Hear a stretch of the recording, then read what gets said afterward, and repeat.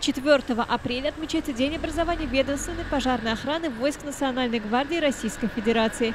В преддверии профессионального праздника в соответствии с графиком проведения пожарно-тактических учений на территории управления Росгвардии по Чувашской Республике были организованы и проведены тренировочные пожарно-тактические учения с привлечением сил и средств и подразделений Федеральной противопожарной службы МЧС России по Чувашской Республике. По тактическому замыслу при проведении сварочных работ по ремонту системы отопления в верхнем этаже административного здания произошла разгерметизация баллона с горючей смесью с последующим воспламенением газово-воздушной смеси. Внимание!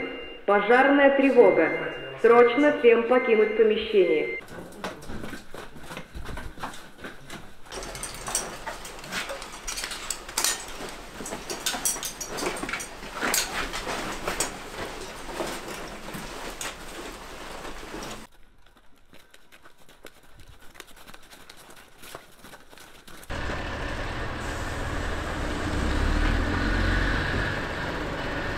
В ходе учений были отработаны действия дежурной службы и нештатного пожарного расчета управления как при проведении первоочередных мероприятий по тушению условного пожара, так и во взаимодействии с прибывшими подразделениями МЧС России. Также в рамках проводимых учений была организована тренировка по эвакуации личного состава управления при пожаре из служебных помещений административного здания.